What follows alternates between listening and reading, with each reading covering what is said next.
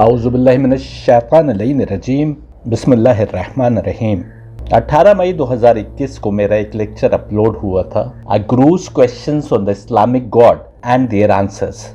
हुआ कुछ यूं कि गुरुजी महाराज के कोई शिष्य मेरे एक मित्र से टकरा गए। दोनों में विचारों का आदान प्रदान होता रहा और इसी बातचीत में शिष्य ने अपने गुरुजी महाराज द्वारा सामने रखे गए कुछ प्रश्न मेरे मित्र को पेश कर दिए, जिसमें इस्लामिक गॉड को लेकर कुछ प्रश्न थे। मेरे मित्र ने वो प्रश्न मुझको भेज दिए। क्योंकि 20 से अधिक प्रश्न थे, इसलिए बड़े सारांश के साथ मैंने उन प्रश्नों का उत्तर 18 मई 2021 को अपलोड अपने लेक्चर में दिया, जिसको मेरे मित्र ने भी सुना और उसको गुरुजी के शिष्य तक पहुंचा दिया और शिष्य ने मेरा उत्तर गुरुजी महाराज को सुना दिया। मैंने समझा था कि बात खत्म हो गई, पर बात तो अभी प्रारंभ ही हुई थी। गुरुजी महाराज ने मेरे तमाम उत्तरों की बख्या उधेड़ने का फैसला कर लिया और उन्होंने जिस पहले प्रश्न का उत्तर मैंने दिया था, उस पर बहुत ही डिटेल में एक और वीडियो रिकॉर्ड कर दिया।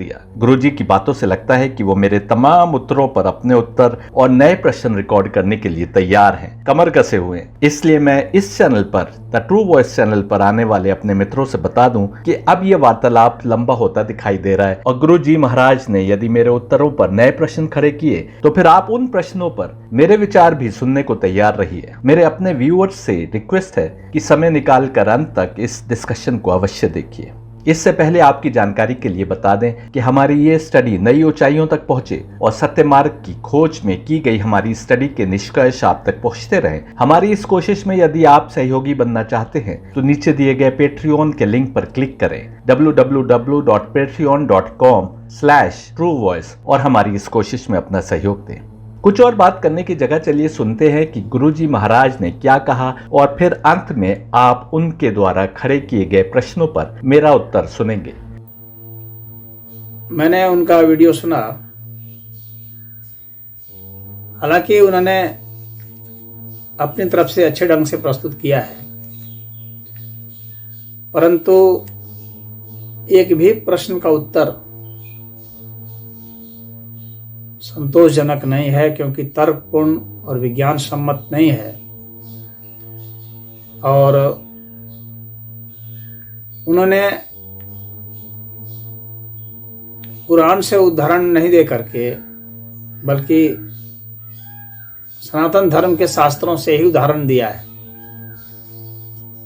समन्वय बिठाने का उनका प्रयास रहा है और उन्होंने यह कोशिश की है कि वेद उपनिषद गीता के ढाल से उनकी आड़ में कुरान को सिद्ध किया जाए और चुनिंदे कहीं से प्रसंग उठा लिए जिसे कि कुरान के मत को सिद्ध किया जाए। तो हालांकि मैंने जो है इस्लामिक गॉड के विषय में पूछा था और उन्होंने वहां से उत्तर नहीं दे करके हिंदू धर्म ग्रंथों के उदाहरण दे करके उसको सिद्ध करने की कोशिश की है। आपने देखा, गुरुजी महाराज का कहना है कि मेरा कोई भी उत्तर संतोषजनक नहीं है, क्योंकि तर्कपूर्ण और विज्ञान सम्मत नहीं है। और इस बात पर आपत्ति है कि मैंने कुरान से उदाहरण नहीं देकर सनातन धर्म के शास्त्रों से ही उदाहरण दिए हैं और उपनिषद और गीता की आड़ में कुरान को सिद्ध किया है। गुरुजी महाराज ने शायद मेरे पहले के लेक्चर्स नहीं सुने हैं। उन्होंने इस्लामिक गॉड को लेकर प्रश्न किए थे और क्योंकि मैं ये वीडियो सैयद हैदर के नाम से बना रहा हूँ, व्यास के नाम से नहीं, इसलिए वो शायद सोच रहे हो कि ये शायद हिंदू स्कॉलर वर्सेस मुस्लिम स्कॉलर डिबेट हो रही है, पर ऐसा नहीं है। पहले तो मैं स्कॉलर ही नहीं हूँ। गुरुजी महाराज जब इस्लामिक गॉड को लेकर प्रश्न करते हैं तो वो सनातन धर्म की पुस्तकों में पेश किए गए गॉड के कॉन्सेप्ट के आगे कुरान या इस्लामिक गॉड को कमतर पेश करने की कोशिश करते हैं। द ट्रू वॉइस चैनल पर सैयद हैदर का पहला लेक्चर अपलोड हुए 4 वर्ष होने को आ रहे हैं। 26 जून 2017 को मेरा पहला lecture do Muslims use the term काफिर रॉन्गली अपलोड हुआ था उससे पहले 2010 से 2017 के दरमियान इस विषय पर मेरी कई पुस्तकें छपी। हर जगह मैं साबित कर रहा हूं कि इस्लामिक गॉड कोई मुसलमानों के खुदा का नाम नहीं है। मैंने दिखाने की कोशिश की है कि एक ही पैगाम था जो विश्व के विभिन्न भागों में विभिन्न भाषा बोलने वालों के बीच इस सृष्टि के एक रचयिता द्वारा क्रिएट किए गए सिस्टम के तहत मनुष्य तक पहुंचाने की कोशिश हो रही थी, और जो विभिन्न धर्म और उनके अंदर विभिन्न मत बने वो उस पैगाम को ना समझ पाने के कारण बने। हिंदू का मुस्लिम से, मुस्लिम का ईसाई या यहूदी से, हिंदू का जैन या बौद्ध से विवाद या मतभेद हो सकता है, पर कुरान का वेद या गीता से और दूसरे तमाम डिवाइन स्क्रिप्चर्स से और विभिन्न स्थानों पर आए अवतारों की टीचिंग से यदि उनको सही सही समझा है तो कोई विवाद नहीं हो सकता, क्योंकि एक ही सोर्स की ये किताबें हैं, जो मैंने साबित किया है पिछले 4 वर्षों में। एक और गीता कह रही है कि जब जब अधर्म फैल जाता है और धर्म के उसूलों से लोग विचलित हो जाते हैं, तब तब अधर्म को मिटाने और धर्म के उसूल फिर से स्थापित करने के लिए अवतार आता है। तो दूसरी ओर कुरान कह रहा है कि हर भाषा बोलने वालों में उनकी ही भाषा बोलते हुए रसूल यानी अवतार भेजे गए। कुरान का 14:4 देखिए, we have sent no messenger save with the tongue of his people that he might make the message clear to them, then God leads whomever he wills astray and he guides whomever he wills, he is the all glorious with irresistible might, the all wise। और कुरान यहाँ तक कह रहा है कि जो जो भी पुस्तकें सृष्टि के एक क्रिएटर की ओर से भेजी गई, यदि तुम मुसलमान हो तो उन पर यकीन रखना तुम्हारे लिए आवश्यक है, और कुरान और पहले आई किताबों में कोई अंतर तुम नहीं कर सकते। 2:136 देखिए, you declare we have believed in God without associating any partners with him and that which has been sent down to us and that which was sent down to Abraham, Ishmael, Isaac, Jacob and the prophets who were raised in the tribes, and that which was given to Moses and Jesus, and that knowledge, wisdom and prophethood, and that which was given to all other prophets from their Lord. We make no distinction between any of them, and we are Muslims.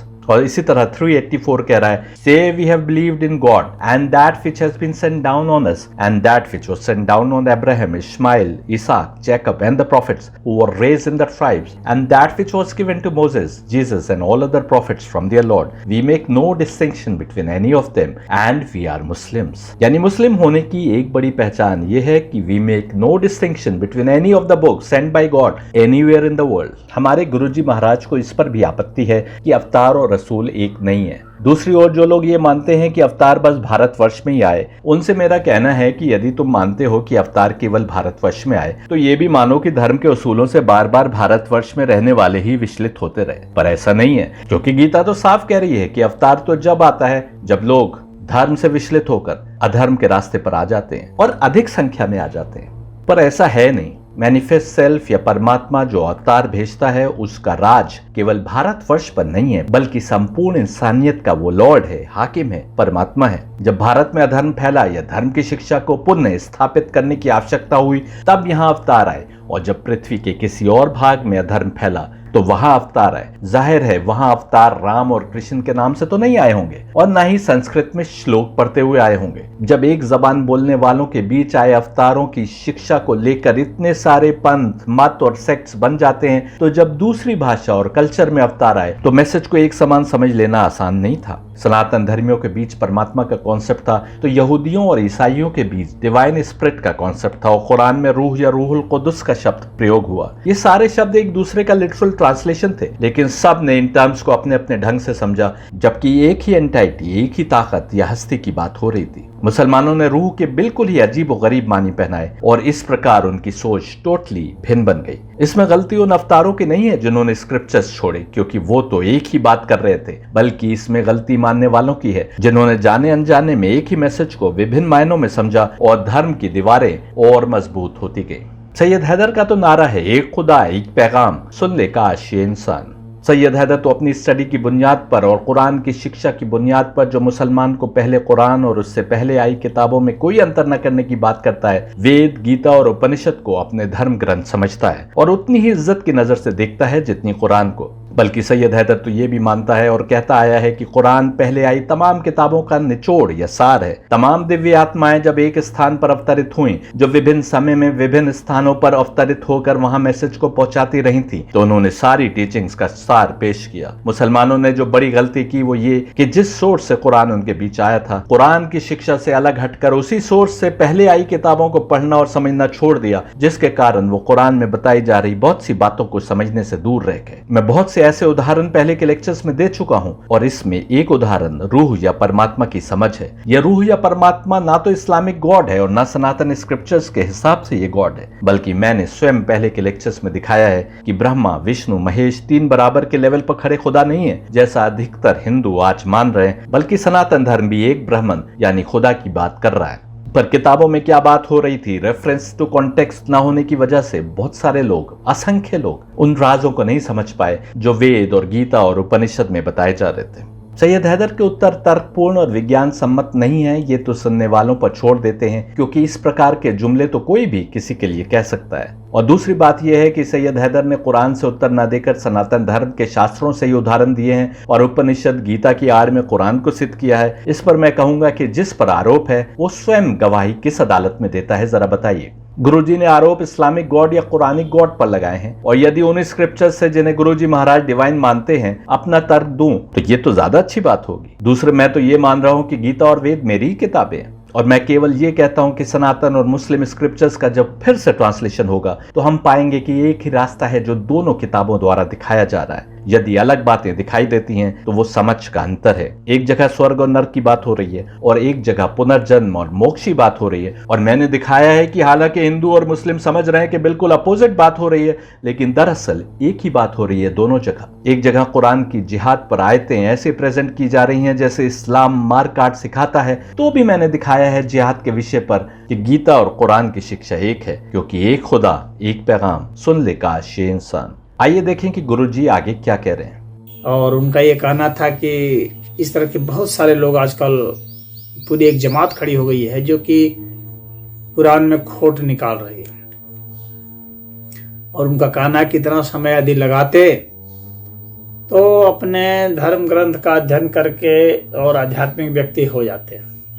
यह हकीकत है कि एक जमात खड़ी हो गई है जो इस प्रकार के प्रश्न खड़ी कर रही है। ऐसे कई लोगों के उल्टे सीधे प्रश्नों के मैं उत्तर भी दे चुका हूँ। ऐसे प्रश्न करके वो कोई लर्निंग को, नॉलेज को आगे नहीं बढ़ा रहे हैं जैसा वो करने का दावा करते हैं, बल्कि वो समाज में दूरियां बढ़ा रहे हैं। इसके पीछे उनका निजी स्वार्थ है या कुछ और कारण है, ये मैं नहीं बता सकता। कोई भी सात्विक व्यक्ति जो रूहानियत के मार्ग पर चल रहा है वो ऐसा नहीं करेगा, बल्कि अपने मानने वालों को प्रेम और सद्भाव की शिक्षा देगा। हाँ, नॉलेज एनहांसमेंट के लिए अच्छे वातावरण में डिस्कशन किया जा सकता है, पर इनमें से अधिकतर लोगों की लेक्चर्स का टोन ही बता रहा है कि ये नॉलेज एनहांसमेंट के लिए ये लेक्चर्स नहीं रिकॉर्ड कर रहे हैं, बल्कि इस्लाम को एक ऐसे धर्म के रूप में पेश करने की कोशिश कर रहे हैं कि जिस पर आज के जमाने में चला नहीं जा सकता। ये सोशल मीडिया का जमाना है और लोग सजग हो गए हैं, तो ज्यादा आवश्यक है कि हम उनको उनके ग्रंथों से रूहानियत की शिक्षा दें, उनकी किताबों में क्या लिखा है वो बताएं। यदि मैं कहता हूं कि दूसरे के धर्म में त्रुटियां ढूंढने से बेहतर था कि वो अपने धर्म में दी गई आध्यात्म की शिक्षा को पढ़ते और उस पर चलने की कोशिश करते, तो मेरे ये कहने का कारण गीता के शब्द हैं जिसमें कहा जा रहा है 18:10 में, the relinquisher pervaded with purity and of strong intelligence, of surrendered doubts, hates not unpleasant action, nor is he attached to unpleasant। और अंत में गीता सारी शिक्षा का सार बताते हुए कह रही है कि सबसे आवश्यक है कि अपने को परमात्मा के आगे सुपुर्द कर दे, उसमें समा जाए, बस उसके आगे नतमस्तक हो, सारी कुर्बानी उसके लिए दे। और फिर तुरंत कहा जा रहा है कि जो आध्यात्म के मार्ग पर नहीं है, जिसने सत्य मार्ग को नहीं समझा, या जो रजसिक या तमसिक, मैटेरियलिस्टिक या सैटेनिक सोच में घिरा है, डिवोशन में कमजोर है और सत्य सुनने को तैयार नहीं, यानी किसी दुनियावी एजेंडे से स्क्रिप्चर्स में खोट निकाल रहा है, उसको गीता नहीं सुनानी चाहिए। 1864 देखिए, listen again to my supreme word, the most secret of all, because you are greatly beloved of me, therefore I will tell you what is for your good. हमारे भले की बात बताते हुए कहा जा रहा है, become one in mind with me, be devoted to me, sacrifice to me, bow down to me, you shall come to me alone, I promise you in truth, you are dear to me. तुम मेरे बहुत प्रिय हो और इसलिए मैं तुमसे कहता हूँ कि मुझसे एक हो जाओ, मेरे लिए सारी डिवोशन, सारा सैक्रिफाइस और सारी इबादतों को मेरे लिए करो, क्योंकि इसी प्रकार तुम मुझ तक पहुंच सकते हो, दूसरे धर्म में त्रुटियां या खोट निकाल कर नहीं। Abandoning all duties, come to me, the one for refuge. I shall absorb you from all your sins. Do not despair. This is never to be spoken about by you to one spiritually undisciplined, nor to one devoid of devotion, nor to one indisposed to listen, nor again to one who denies me. और कुरान भी साफ शब्दों में कह रहा है कि यह हिदायत है मुत्तकी के लिए, यानी जिसने अपने को खुदा के आगे सुपुर्द कर दिया, इसलिए मैं बार बार कहता हूं कि दूसरे धर्मों में ताक झाक करने से पहले अपने धर्म को समझें और अपने को खुदा के आगे कंप्लीट सरेंडर, मुकम्मल सुपुर्दगी की राह पर डालें। तब आपको अपना स्क्रिप्चर समझ में आएगा, दूसरों के स्क्रिप्चर की तो बात ही क्या करें। आगे गुरुजी महाराज कह रहे हैं कि क्योंकि सारे ग्रंथ पब्लिक के लिए लिखे गए हैं, इसलिए सारे अपने ही हैं। तो यदि उन्हें ऐसा लगता है कि उनके ग्रंथ को पढ़ लिया गया है, तो इसका अर्थ यह नहीं है कि किसी अपने धर्म ग्रंथ को, या ये सारे ग्रंथ तो अपने ही हैं जो भी मानव समाज ने दिए हैं, इसमें अपना पराया क्या करना। लेकिन सनातन धर्म के ग्रंथ जो हैं वे, और इस्लामिक ग्रंथ हैं, चाहे ईसाइयों के ग्रंथ हैं, चाहे जिसके भी हैं, बौद्ध, जैन और XYZ, कोई नास्तिक है, कम्युनिस्ट है, कोई भी है, सभी ने अन्यों के लिए ही लिखा है और पढ़ने के लिए ही लिखा है। तो पढ़ने में कोई हर्ज नहीं है किसी का भी। गुरुजी महाराज भेजे तो सब ग्रंथ मनुष्य के लिए गए हैं, पर एक बड़ा अंतर यह है कि आप उसमें से एक ग्रंथ को सच्चा परमात्मा की ओर से आया ग्रंथ समझकर पढ़ रहे हैं, या अपने ग्रंथ को तो परमात्मा की ओर से आया समझते हैं और दूसरे के ग्रंथ को नहीं समझते। यदि नहीं समझ रहे तो पढ़ने का क्या औचित्य? फिर तो आप बस इससे उसका कंपैरिजन करते रहेंगे और दूसरे ग्रंथों में खोट निकालते रहेंगे, क्योंकि आपने ये समझ बना रखी है कि जो आपका अपना स्क्रिप्चर है वो सही है और जो दूसरे का है वो गलत है। यदि आप दोनों को एक ही सोर्स से आई किताबें समझकर पढ़ेंगे, तब तो आप दोनों की शिक्षा को खुले दिमाग से आपस में परखने की कोशिश करेंगे। जैसे मैं आपको दिखाऊंगा कि जो कॉन्सेप्ट आप ब्राह्मण का दिखा रहे हैं कि सनातन स्क्रिप्चर्स में दिया गया है और जो आपके अनुसार कुरान में नहीं दिया गया है, क्या ऐसा है या दोनों जगह एक ही बात हो रही है, सिर्फ जमाने और जबान का अंतर है। आगे गुरुजी महाराज कहते हैं कि हमको प्रश्न से घबराना नहीं चाहिए, हालांकि कुरान में नुक्ताचीनी से मना किया गया है, और कहते हैं तो अब जो है इतने सारे स्रोत हमारे सामने आ रहे हैं, तो सबके सामने आ रहे होंगे, जो उनके अनुयायी हैं उनके सामने भी आ रहे होंगे और वे भी प्रश्न उठा रहे होंगे। हालांकि कुरान में तो नुक्ताचीनी करने को मना ही किया गया है, परंतु उसे रोका नहीं जा सकता है। आप विचारों की स्वतंत्रता को नहीं रोक सकते कि प्रश्नों को आज के जमाने में रोका नहीं जा सकता, विचारों की स्वतंत्रता को नहीं रोक सकते। गुरुजी, आप बातों बातों में कुछ भी कहकर तो नहीं निकल सकते। कुरान की वो आयत बताइए जिसमें कुरान में नुक्ताचीनी को मना किया गया है। कुरान तो बार बार कह रहा है कि तुम गौर क्यों नहीं करते। 2:266, 2:219, 59-21 ऐसी बहुत सी आयतें हैं जो कुरान के पढ़ने वाले को रिफ्लेक्ट करने, पॉन्डर करने, कंटेम्पलेट करने की ओर दावत दे रही हैं।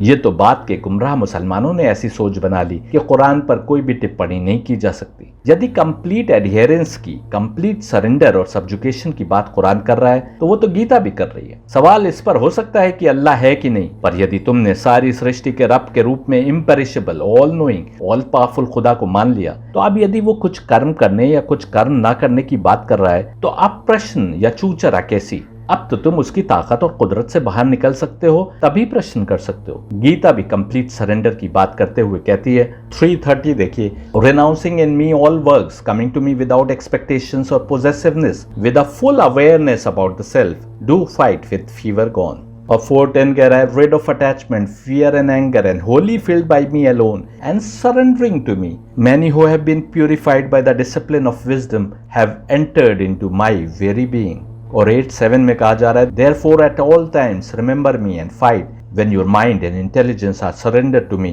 you shall come to me, have no doubt। गुरुजी महाराज, मैं प्रश्न से घबरा नहीं रहा। आपके मन में जितने प्रश्न आए अवश्य सामने रखिए। जो भी प्रश्न हैं उनके उत्तर यदि मेरे पास होंगे तो अवश्य दूंगा, यदि नहीं होंगे तो आपसे बता दूंगा। पर मुझ पर यह पाबंदी नहीं लगाइए कि केवल कुरान से उत्तर दूं, क्योंकि इस सृष्टि के क्रिएटर ने केवल कुरान को नहीं भेजा है। यदि पहले भेजी गई किताबों और अवतारों को मैं झुटलाऊं तो मैं मुसलमान नहीं हूं। मैं दिखा रहा हूं आपको कि इस्लाम प्रॉफिट मोहम्मद द्वारा लाया हुआ धर्म नहीं है, बल्कि हर जमाने में जो एकमात्र सनातन रास्ता था उसको इस्लाम यानी सलामती का रास्ता कहते हैं। सनातन धर्म ही इस्लाम है, पर वो सनातन धर्म नहीं जिस पर आज के हिंदू चल रहे हैं, और ना वो इस्लाम है जो आज के मुसलमान फॉलो कर रहे हैं। और सनातन धर्म में तो प्रश्न पूछने की आजादी है, यहाँ स्वागत किया जाता है। यहाँ बने बनाए उत्तर नहीं है, जैसे कि इस्लाम में बने बनाए उत्तर हैं जिसको कि लोग याद करते हैं। जो नहीं मानते हैं उन्हें काफिर कर दिया जाता है, उन्हें सताया भी जाता है, उन्हें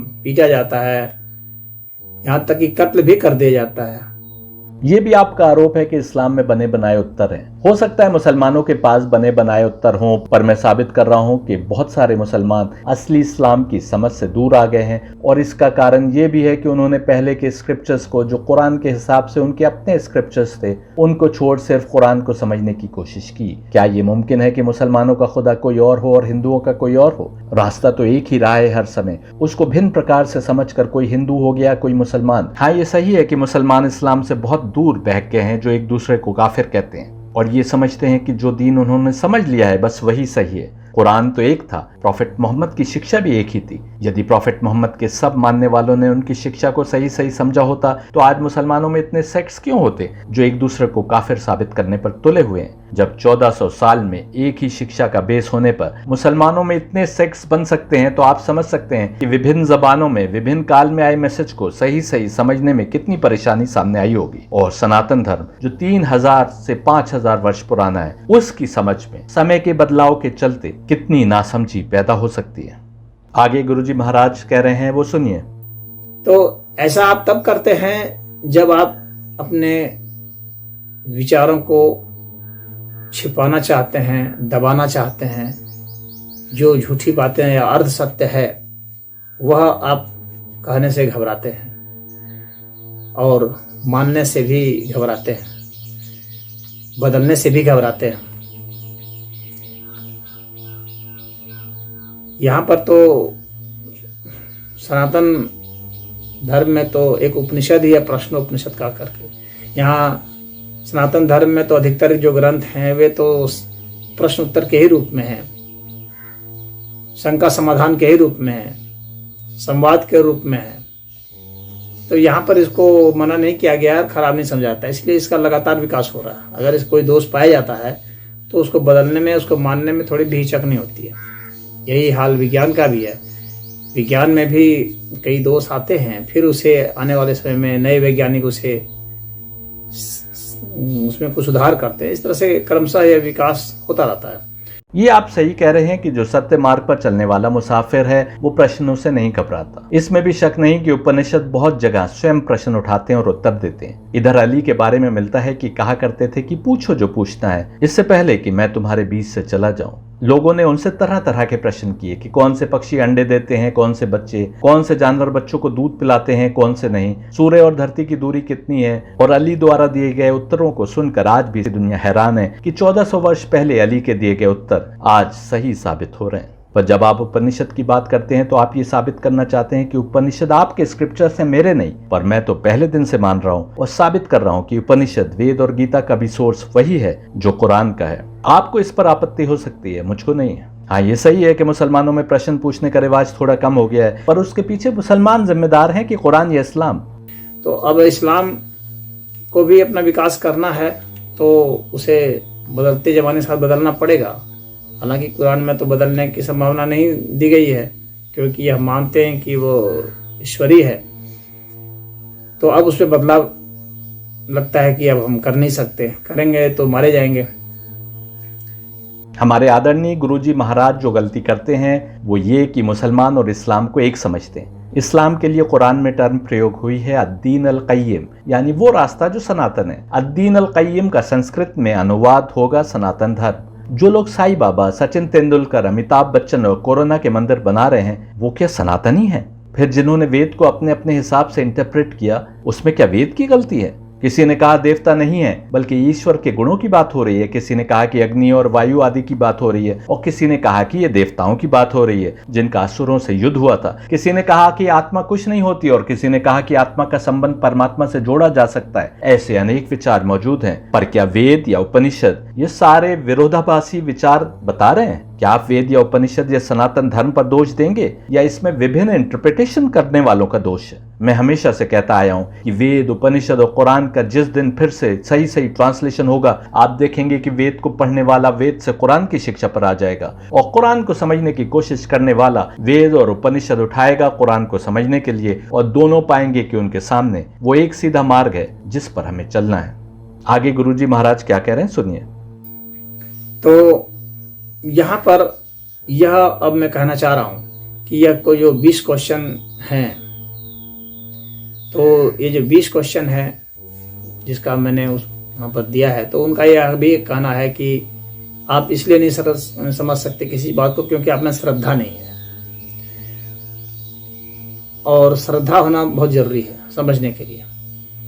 मानता हूँ श्रद्धा होना जरूरी है, लेकिन श्रद्धा का अर्थ जो है यहाँ पर सनातन धर्म में ऐसा नहीं है कि वो भेड़ चाल नहीं है, वो अंधभक्ति नहीं है। श्रद्धा सत्य के ऊपर निर्भर है। सत्य जब प्रमाणित हो जाता है तो श्रद्धा अपने आप जागती है, वही श्रद्धा वास्तविक श्रद्धा होती है। और सतत आपको उसे जांचना परखना पड़ता है, और जांचना परखना को गलत नहीं माना जाता है। भगवान ने गीता में उपदेश देने के बाद अर्जुन को कहा कि यथेच्छसि तथा करो, अब तुम्हारी जो इच्छा है वह करो। यानी कहा कि तुमको मानना ही पड़ेगा, नहीं तो तुम्हें पिटेंगे, मारेंगे, या जो नहीं मानेगा इसको मारेंगे, ऐसा नहीं। आप प्रश्न कर सकते हैं। तो श्रद्धा जो है वह प्रश्नों को हताश निराश नहीं करती है। गुरुजी, मैंने श्रद्धा का शब्द तो प्रयोग ही नहीं किया था।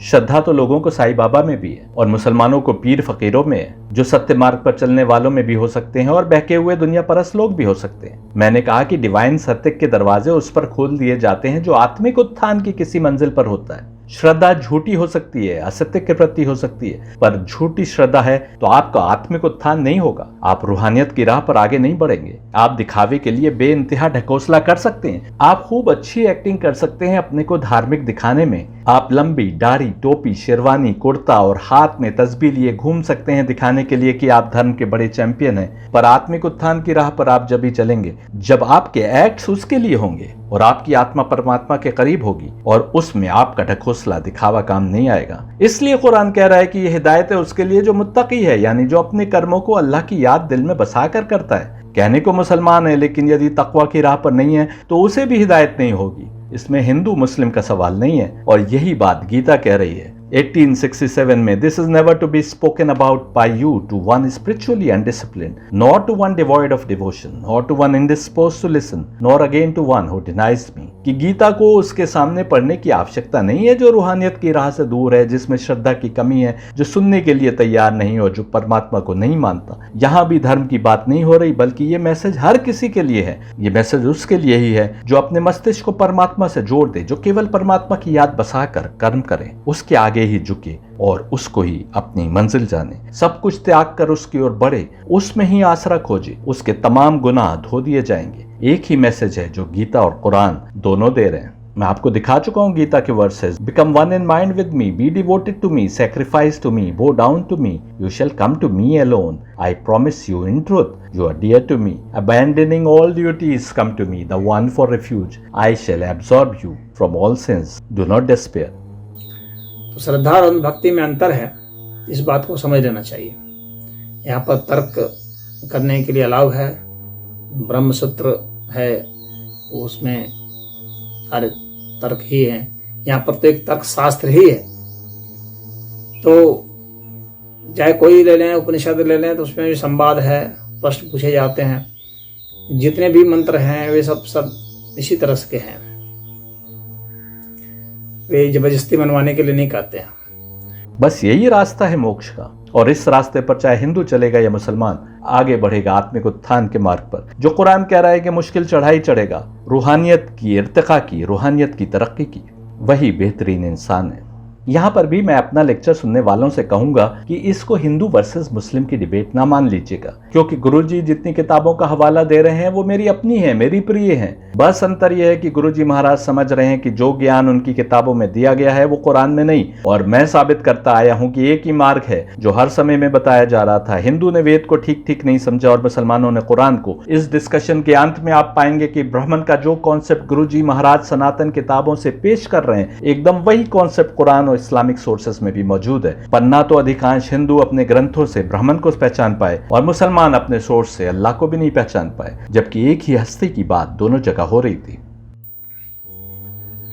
हमारे यहाँ प्रबुद्ध व्यक्ति का महत्व दिया गया है,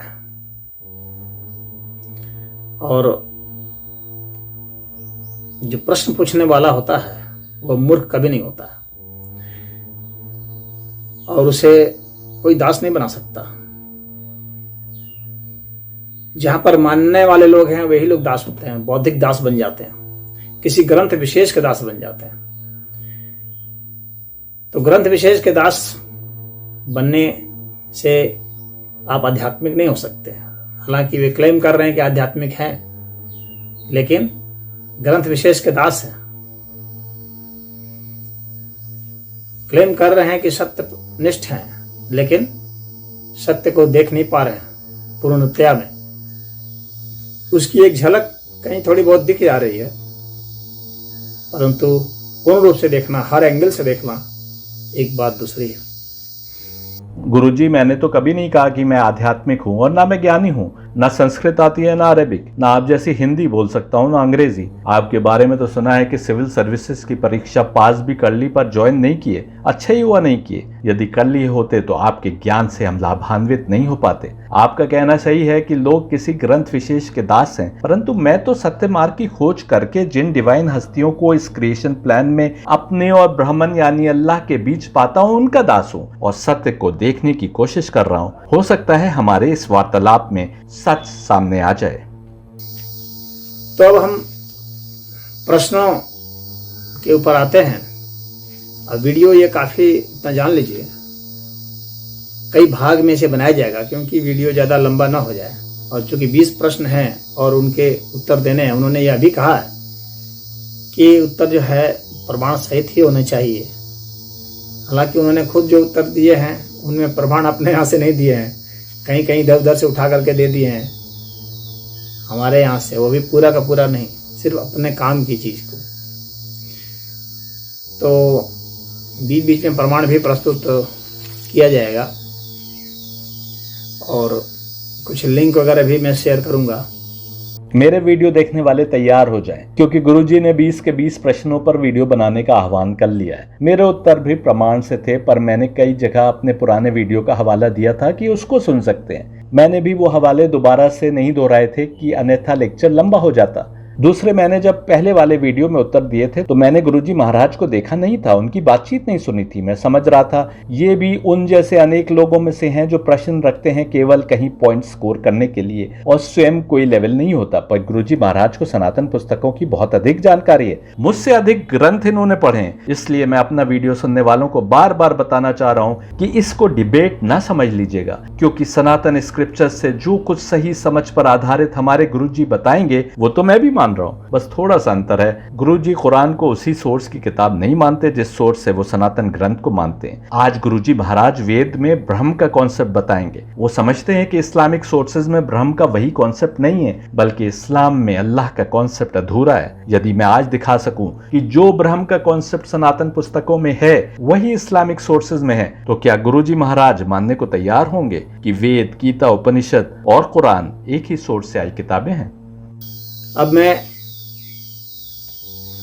पहले प्रश्न पर आता हूं। प्रश्न मैंने इंग्लिश में लिखे थे तो उसको मैं अनुवाद करके आपको बताऊंगा।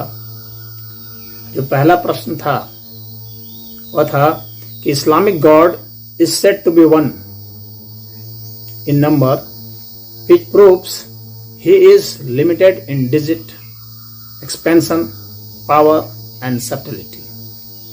अर्थात जो इस्लाम का खुदा है वह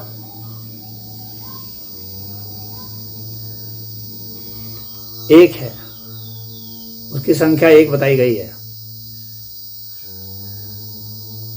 और ऐसा कहने से यह होता है कि वह सीमित है डिजिट में, फैलाव में, शक्ति में और सूक्ष्मता में। कुरान का हर जमाने में पढ़ा जाने वाला एक सूरह तौहीद या इखलास कह रहा है, बिस्मिल्लाहिर्रहमानिर्रहीम, कुल हुवल्लाहु अहद, अल्लाहुस समद, लम यलिद वलम यूलद वलम यकुन लहू कुफुवन अहद। In the name of Allah, the most gracious and merciful. Say he is Allah who is one, who is eternal, who has neither given birth nor is he born, and there is no equivalent to him. अल्लाह के नाम से शुरू करता हूँ जो बड़ा मेहरबान और रहम करने वाला है। कहो कि अल्लाह एक है, वो हमेशा के लिए है, बेनियाज है, ना उसकी कोई औलाद है और न किसी से पैदा हुआ और न उसके जोड़ का उस जैसा कोई है। इस आयत का पहला वर्स कह रहा है कि कहो कि अल्लाह एक है। इस प्रकार की आयतें देखकर कुरान की सुपरफिशियल स्टडी करने वाले ये समझते हैं कि बस यही कुरान के अल्लाह का कॉन्सेप्ट है। ये लोग भूल जाते हैं कि कुरान जिन अरबों के बीच अवतरित हुआ था उनके यहाँ हर दिन का अलग खुदा होता था। साल के 360 दिनों के लिए 360 खुदा थे जिनकी वो पूजा करते थे। उन 360 खुदा मानने वालों के बीच प्रॉफेट मोहम्मद ने कहा कि ला इलाहा इल्लल्लाह, कोई खुदा नहीं है सिवाय उस एक खुदा के। और कुरान ने कहा कि कहो कि अल्लाह एक है। तो यही मैसेज अरबों को इतना बुरा लगा कि उन्होंने हर तरह से मोहम्मद के इस मैसेज को कुचलने की कोशिश की। हर प्रकार की प्रताड़ना दी कि वो एक खुदा का मैसेज प्रोपेगेट करना छोड़ दें। यहाँ तक कि कुरैश के लीडर प्रॉफेट मोहम्मद के चाचा अबू तालिब के पास आए और साफ तौर पर कहा कि अरब की लीडरशिप दौलत के अंबार और सबसे खूबसूरत औरतें देने को तैयार हैं यदि वो हमारे खुदाओं को बुरा कहना छोड़ दें। प्रॉफेट मोहम्मद को जब उनका पैगाम सुनाया गया तो उन्होंने उत्तर दिया कि यदि वो एक हाथ पर सूरज और दूसरे हाथ पर चांद लाकर रख दें तो भी वो इस पैगाम को पहुंचाने से बाज नहीं आएंगे। प्रॉफेट मोहम्मद की टीचिंग्स के बाद जो डिबेट प्रारंभ हुई वो many gods versus one God तक सीमित हो गई। और ये डिबेट केवल अरब में नहीं थी बल्कि यदि आप दूसरे इलाकों में देखें तो रोमन्स मल्टीपल गॉड्स में यकीन रखते थे जब तक कि रोमन बादशाहों ने क्रिश्चियनिटी नहीं कबूल कर ली। ईसा ने बार बार एक खुदा की बात की थी तो रोमन बादशाहों ने जब ईसाइयत कबूल की तो प्रारंभ के वर्षों में तो ईसाइयों में डिबेट रही कि ईसा खुदा के बेटे हैं कि नहीं, लेकिन फिर वो गुट हावी होता गया जिसका मानना था कि ईसा खुदा के बेटे हैं। और फिर ईसा के 600 वर्ष बाद कुरान ने इस कॉन्सेप्ट को नकारा कि ईसा खुदा के बेटे नहीं हैं बल्कि बंदे हैं और रसूल हैं। और ईसा को खुदा का बेटा या खुदा कहना डुअलिटी में शुमार हुआ और शिर्क ठहराया गया। और बाद में जब सलेबी जंगें हुई तब तक कैथोलिक चर्च ईसा को खुदा का बेटा मान रही थी और डिबेट बस इस पर सिमट गई कि क्या अल्लाह का कोई बेटा हो सकता है। सिर्फ ग्रीस और रोमन्स में नहीं बल्कि इजिप्ट और मेसोपोटामिया में देखें तो मल्टीपल गॉड्स का कॉन्सेप्ट था। बल्कि इन सभी जगह हमको राजा भी खुदा के समान रोल निभाते दिखाई दे रहे हैं। ये बात उस समय आम थी कि वो हर चीज या बात जो निजी है या पब्लिक, पॉलिटिकल है या डिवाइन, सबका हाकिम, सबका रूलर राजा को समझा जाता था। यानी क्या कुछ डिवाइन है वो भी राजा की मर्जी से तय होगा। भारत में भी अनेक राजा कुछ इसी तरह अपने को प्रेजेंट करते थे। बल्कि यदि आप मेरे साथ कभी गीता पढ़ेंगे तो मैं साबित करूंगा कि गीता को जो धर्म युद्ध कहा गया है वो इसीलिए कहा गया कि उस समय के हिंदुओं ने देवताओं को खुदा मानना प्रारंभ कर दिया था और देवताओं के ऊपर विष्णु यानी परमात्मा या उससे ऊपर ब्रह्मन यानी अनंत की समझ खत्म हो गई थी।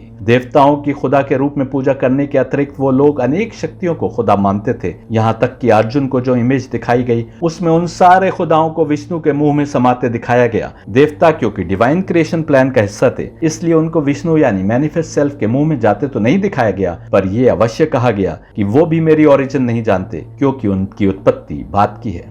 10:2 देखिए, neither the host of the devas nor the great sages know my origin, for I am indeed in every way the source of the devas and the great sages।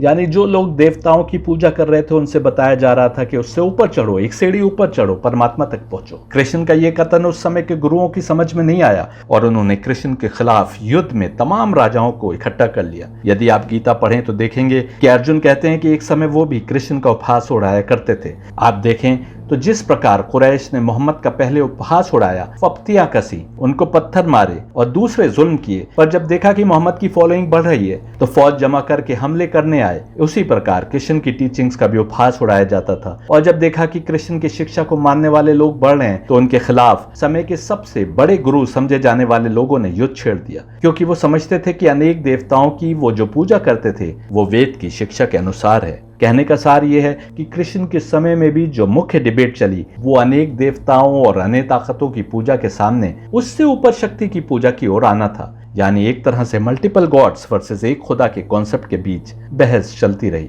आज के जमाने में आते हैं जब कलयुग भी हजारों वर्ष आगे बढ़ चुका है। जिन उपनिषद, वेद और गीता का हवाला गुरुजी ब्राह्मण को अनंत साबित करने के लिए दे रहे हैं, उन ग्रंथों में ब्राह्मण के अनंत होने का कॉन्सेप्ट होने के बावजूद गुरुजी बताएं कि भारत में कितने हिंदू केवल उस ब्राह्मण की इबादत और पूजा कर रहे हैं। क्या शिव भगवान नहीं है? जबकि साबित है कि शिव देवों के देव महादेव हैं और रुद्र यानी शिव का क्रिएशन ब्रह्मा के बाद है। गीता क्योंकि सारे देवताओं के ऊपर विष्णु यानी परमात्मा की बात कर रही थी, इसलिए गीता में तो शिव का नाम भी नहीं लिया गया। क्या आम आदमी जो शिव, इंद्र, राम, कृष्ण, हनुमान, गणेश, साई आदि को भगवान बोलता है, उसको अनंत ब्रह्मन के कॉन्सेप्ट की समझ है?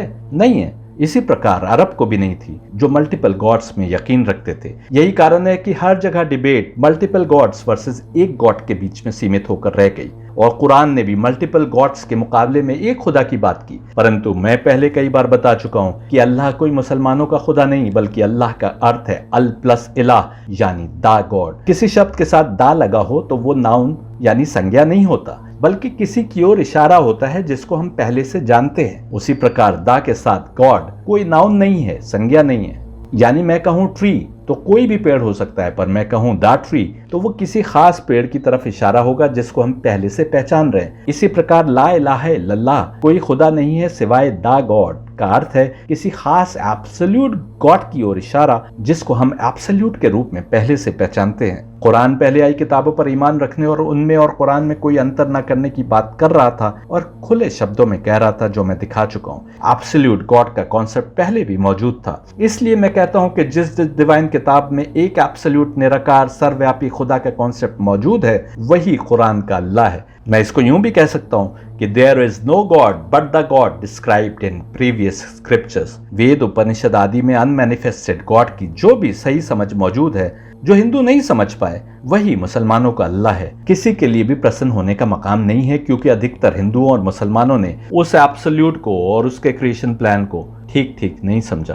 पर गुरुजी महाराज कहेंगे कि मैं कैसे मान लूं? वो कहेंगे कि तुम तो फिर सनातन स्क्रिप्चर से कुरान को सही साबित करने की कोशिश कर रहे हो। इस्लामिक सोर्सेज से दिखाओ। इस्लामिक सोर्सेज में वही डिफाइन किया गया है जो उपनिषद और वेद आदि में डिफाइन किया गया है। आज मैं ये आपको दिखाऊंगा। 18 मई वाले मेरे लेक्चर में, जिसमें गुरुजी के प्रश्नों का सार में जवाब देने की कोशिश की गई थी, उसमें मैंने एक और वीडियो की बात की थी जिसमें इस्लामिक सोर्सेज में अल्लाह को कैसे डिफाइन किया गया है उसका हवाला दिया गया था। इस्लामिक और सनातन टर्म्स एक्सप्लेन्ड पार्ट 1 जो 2 मई 2020 को अपलोड हुआ था। यदि गुरुजी ने इसको अंत तक सुन लिया होता तो शायद आज इस बातचीत की आवश्यकता नहीं पड़ती। आइए अब देखते हैं कि क्यों गुरुजी के अनुसार कुरान का अल्लाह और वेद, उपनिषद आदि का ब्रह्मन भिन्न है। पहली बात यह है कि सनातन के ग्रंथों में जो एक शब्द का प्रयोग है वो वास्तव में एक शब्द का एक संख्या नहीं बतलाने के लिए है, वह एक मेव है।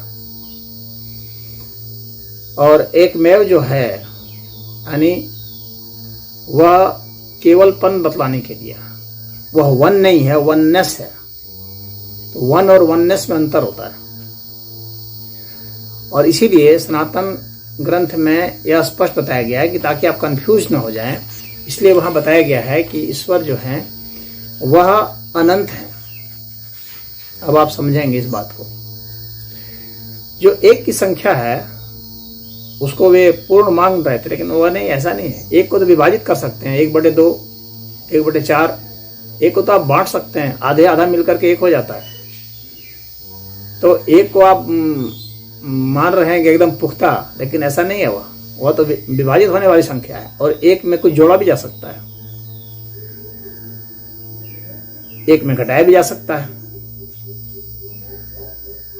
सनातन शास्त्रों में ईश्वर को अनंत कहा गया है। अनंत में आप कुछ जोड़ नहीं सकते, कुछ घटा नहीं सकते, किसी चीज से गुना भी नहीं कर सकते, कुछ भाग भी नहीं दे सकते। यानी वह संख्याओं से परे है, इन्फिनिटी। और इन्फिनिटी जो है ये मास्टर स्ट्रोक है।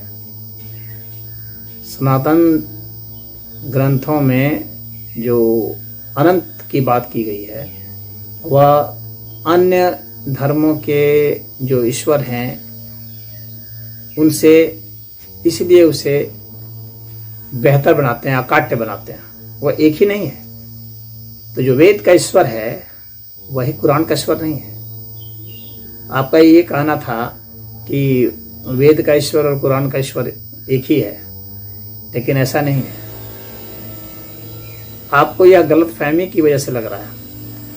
तो वहां पर एक मेव है और आपके यहाँ एक है संख्या में, आपको कोई आपत्ति नहीं है, एक है, लेकिन एक मेव है यह आपने नहीं दिया। एकमेव अद्वितीयम कहा गया है, और ऐसा इसलिए कहा गया है कि वह एकमेव है, यानी एकमेव है, केवल है, और अद्वितीय है, यानी उसके जैसा अन्य कोई नहीं है। उसका मतलब यह है, क्योंकि अनंत जैसा तो और कोई दूसरा हो नहीं सकता, अनंत हो नहीं सकता, दो अनंत की संभावना हो ही नहीं सकती, और एक अनंत की भी संभावना नहीं हो सकती। अनंत तो बस अनंत ही है, उसको आप संख्या में नहीं रख सकते। यही सबसे बड़ी उसकी उपलब्धि होती है। और जो अनंत है उसके प्रमाण स्वरूप में वे अगर जानना चाहते हैं तो मैं प्रमाण दे रहा हूं। बहुत सारे प्रमाण हैं। कठोपनिषद अध्याय 1 वल्ली 3 मंत्र 15 में है, अनाद्यनंतम महतः परम ध्रुवम।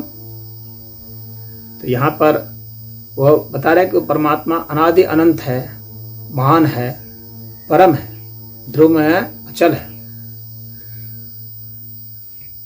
उसी तरह से आपको तैत्तिरीय उपनिषद के दूसरे अध्याय के प्रथम वल्ली के प्रथम मंत्र की बात कर रहा हूं। वहां पर बतलाया गया है, सत्यम ज्ञानम अनंतम ब्रह्म। ब्रह्म कैसा है, ईश्वर कैसे हैं? सत्य स्वरूप है, ज्ञान स्वरूप है और अनंत है। स्पष्ट कहा गया है, यहां एक शब्द का प्रयोग नहीं है, अनंत का प्रयोग है। तो जो छांदोग्य उपनिषद में जो बताया गया था एकमेव अद्वितीयम, और यहां जो तैत्तिरीय उपनिषद में जो बताया गया है कि सत्यम ज्ञानम अनंतम ब्रह्म,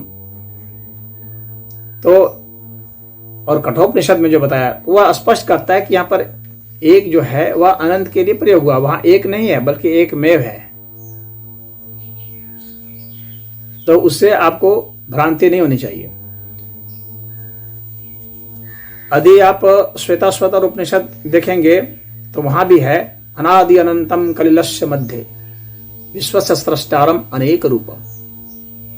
वह अनादि है, अनंत है, और इस विश्व की सृष्टि उन्होंने अनेक रूपों में की है। गीता में भी 11वें अध्याय के 40वें श्लोक में कहा गया है, अनंत वीर अमित विक्रमः त्वं सर्वं समापनोषि ततः असि सर्वः। अर्थात उनकी शक्ति, उनके पराक्रम अनंत है, असीम है, और यहां वो सब कुछ व्याप्त कर रहे हैं, और वह यहां जो कुछ भी है वह सब वही है। तो यहां भी अनंत की बात की गई है, और सब कुछ वही है यह भी सिद्ध किया गया है कि उनके सिवाय कुछ नहीं है। जबकि आपके कुरान में यह बताया गया है कि जो अल्लाह हैं वे और ये जो दुनिया है वो अलग है। वो यह नहीं कहा गया कि यह दुनिया अल्लाह ही है, लेकिन यहां कहा गया है कि यहां जो कुछ भी है सब ईश्वर है। और कुरान में ऐसा नहीं है, या बाइबल में ऐसा नहीं है।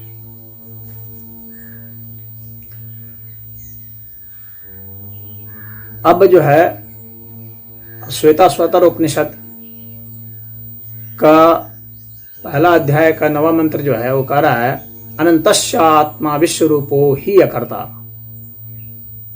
यानी वह जो ईश्वर हैं वे अनंत हैं और विश्व रूप है, यानी सभी रूपों में है, और अकर्ता है, यानी वो करने वाले नहीं है, करते हुए भी करने वाले नहीं है। यहां अकर्ता का अर्थ ऐसा समझना चाहिए। उसी तरह से नृसिंहोत्तर उपनिषद में के अध्याय 7 में कहा गया है, ब्रह्म एव इदं सर्वम, यहां सब कुछ जो है वो ब्रह्म है, सब कुछ यहां ब्रह्म है, ब्रह्म के सिवा कुछ नहीं है। और स्कंद पुराण के ब्रह्म विद्या में बहुत ही क्लियर कर दिया गया है इस विषय को। वहां कहा जा रहा है कि ना बंधो अस्ति न मोक्षो अस्ति, ब्रह्मेव अस्ति निरामयम, न एकम अस्ति, ध्यान दीजिएगा, न एकम अस्ति न च द्वितीयम सच्चिदाकारम विजृंभते। यानी यह घोषित किया जाता है कि न बंधन है और न ही मुक्ति है, और यह जो ब्रह्म है वो निरामय है, स्वस्थ है, न एक है। स्पष्ट यहां पर बताया गया है, थोड़ा भी कंफ्यूजन ना रह जाए, इसलिए बताया गया कि ना एक है और ना ही दो है, वह सच्चिदाकार है, वह सच्चित आकार है, ऐसी घोषणा है। तो यहां क्लियर हो गया है कि आप सनातन के जो ईश्वर हैं उसको कुरान के ईश्वर से तुलना नहीं कर सकते। वेद और उपनिषद आदि में यदि अनंत इम्पेरिशेबल ब्राह्मण का कॉन्सेप्ट बताया गया था, तो उस समय अनेक लोगों ने इस कॉन्सेप्ट को समझा और उस ब्राह्मण की पूजा और इबादत करके मोक्ष की प्राप्ति की। मैं बार बार कहता हूँ कि जो आत्मा मोक्ष प्राप्त कर गई वो तो इस दुनिया में है ही नहीं। इस दुनिया में अधिकांश आत्माएं वो हैं जो किसी न किसी बीमारी में जकड़े होने के कारण मोक्ष नहीं पा पाए।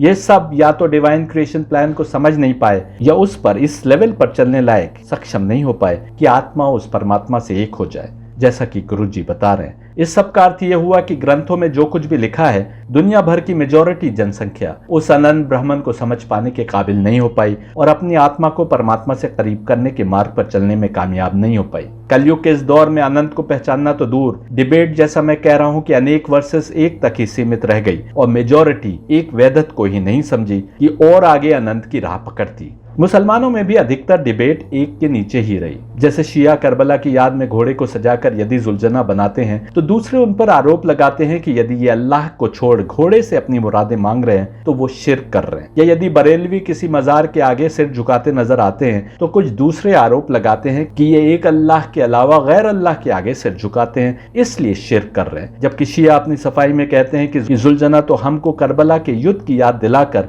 अल्लाह की याद तक ले जाने के लिए, और बरेलवी कहते हैं कि वो मजार या उसमें सो रहे बुजुर्ग नहीं बल्कि अल्लाह के आगे ही सजदा कर रहे हैं। हालांकि शियों में ऐसे भी मिल जाएंगे जो जुल्जना से ही दुआ मांग रहे होते हैं, या बरेलवी मुसलमानों में ऐसे मिल जाएंगे जो दरअसल उन्हीं बुजुर्ग जिनका मजार है उसके आगे सजदा कर रहे होते हैं। यानी मुसलमानों के अंदर भी, हिंदुओं में भी और अन्य तमाम में भी खुदा और उसके नीचे दूसरी चीजों को लेकर ही डिबेट चलती रही।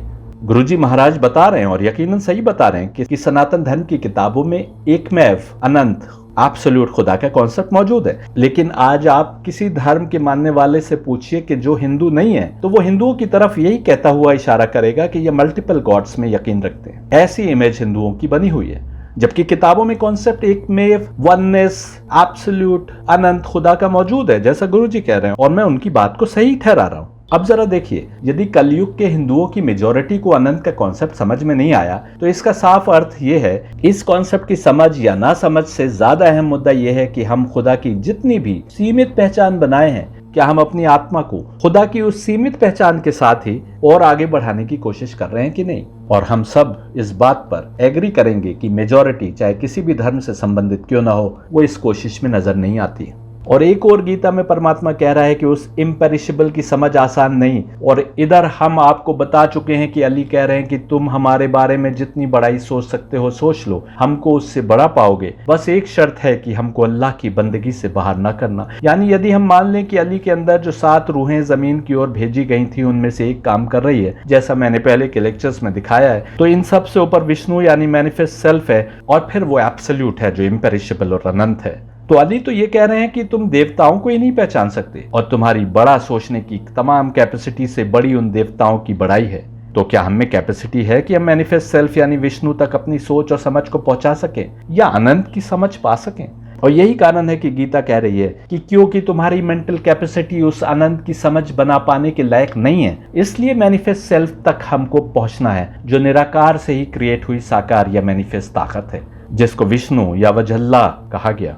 यानी ह्यूमन हिस्ट्री की यदि हम प्रैक्टिकल हिस्ट्री देखें तो उसमें हम देखते हैं कि सारे जमाने में और सब इलाकों में ह्यूमन कैपेसिटी मल्टीपल गॉड्स को छोड़ एक ताकत को खुदा कहने तक ही नहीं आ सकी कि अनंत के कॉन्सेप्ट को समझ सकते हैं। जैसा मैंने कहा कि सनातन किताबों में अनंत का कॉन्सेप्ट था, लेकिन उन किताबों के मानने वाले ही उस कॉन्सेप्ट की समझ नहीं बना पाए। जिन उपनिषदों का हवाला गुरुजी दे रहे हैं वही बता रहे हैं कि कैसी कैसी बेतुकी समझ परमात्मा के बारे में और क्रिएशन प्लान के बारे में लोगों ने बना रखी थी। पुराण या रामायण आदि हमारी सोच को कहां ले जा रहे हैं ये किसी से छिपा नहीं है। तो साफ हो रहा है कि एक ह्यूमन माइंड यदि अक्सरियत को देखें तो परमात्मा को भी नहीं समझ पाया और डिबेट सारे जमानों में अधिकतर मल्टीपल गॉड्स वर्सेस एक गॉड तक सीमित होकर रह गई, क्योंकि भारतवर्ष में आज भी अनेक लोग हैं जो गर्व से कहते हैं कि हम मल्टीपल गॉड्स में बिलीव करते हैं और मुसलमानों का अल्लाह हमारे खुदाओं से अलग है। इसलिए मेरे सामने क्वेश्चन आया तो मैं भी नहीं समझा कि गुरुजी अनंत की बात कर रहे हैं, बल्कि मैं भी यही समझा कि कई खुदाओं की बात कर रहे हैं। आप मेरे उत्तर से भी समझ सकते हैं कि मैंने प्रश्न को ऐसे ही समझा।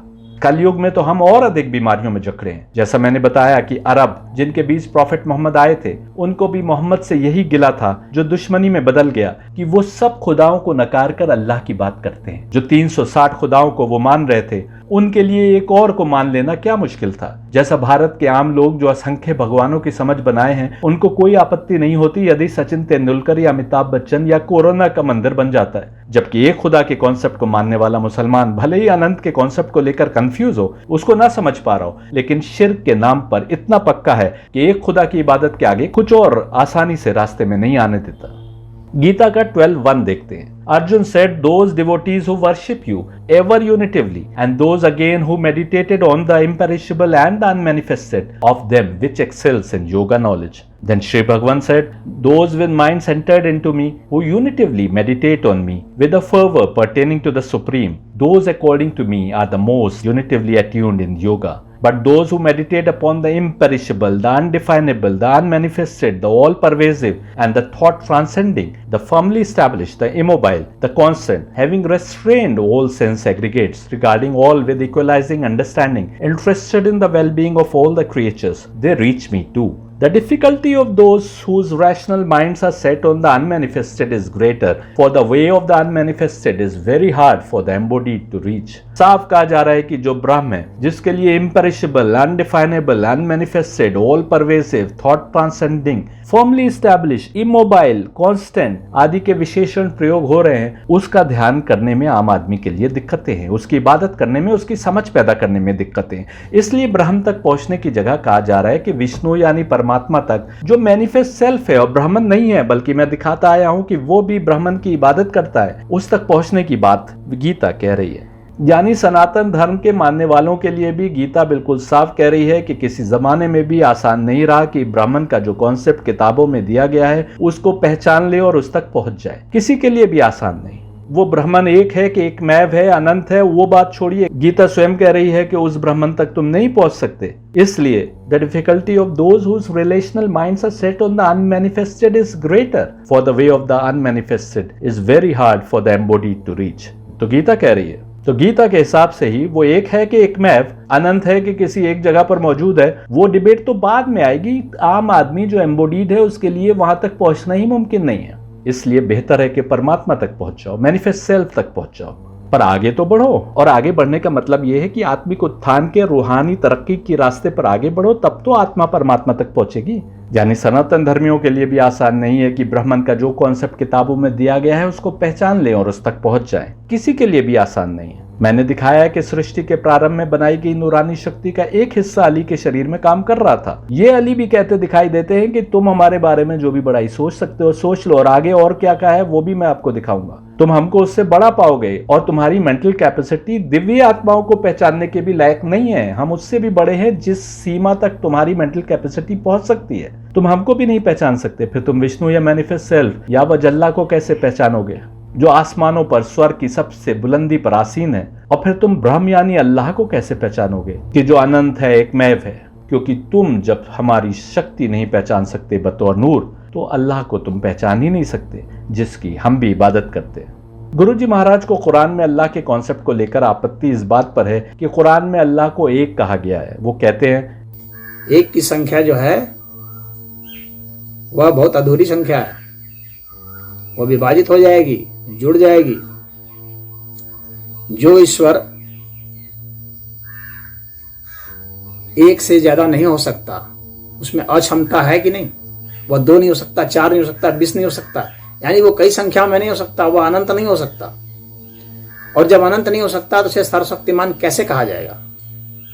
आइए देखें कि क्या सनातन स्क्रिप्चर्स में कहीं पर उसको एक कहा गया है। हमने नजर दौड़ाई तो सबसे पहले हमको ब्रह्म सूत्र ही मिल गया, जिसमें ब्रह्म को एक बताया जा रहा है। इसको सारे वेद का सार बोला जाता है। एकम ब्रह्म द्वितीया नस्ति नेह ना नास्ते किंचन। The Brahma is one, there is none other, ने none not the least. Quran में एक खुदा की बात होने पर बड़ी लंबी चौड़ी बातचीत करने वाले गुरुजी महाराज कृपया बताएं कि इस ब्रह्म सूत्र में क्या ब्रह्म को एक नहीं बताया जा रहा? बस जो ब्रह्म है वही कुरान का द गॉड यानी अल्लाह है। मुझे नहीं मालूम गुरुजी महाराज क्या बोलेंगे इसके प्रत्युत्तर में। शायद ये बोलेंगे कि एक तो समझाने के लिए कहा गया है, लेकिन वास्तव में एक संख्या बताने के लिए नहीं है, बल्कि एक मैव है, और एक मैव है तो केवलपन दिखाने के लिए है। वो वन नहीं है, वननेस है। वन और वननेस में अंतर होता है। मैं आगे आपको दिखाऊंगा कि कुरान में भी एक की बात हुई है तो उसका अर्थ संख्या में एक नहीं है। इस लेक्चर को हमने 2 भाग में बांट दिया है क्योंकि बहुत लंबा लेक्चर हो रहा है। बस आज डिस्कशन को यहीं पर खत्म करते हैं, लेकिन इसके साथ ही हम पार्ट 2 भी अपलोड कर रहे हैं। हम चाहेंगे कि आप पार्ट 2 भी देखिए, जिसमें इस्लामिक सोर्सेज में वो अनंत, imperishable, all pervading, all knowing, absolute को कैसे डिफाइन किया गया है वो हम आपको बताने जा रहे हैं।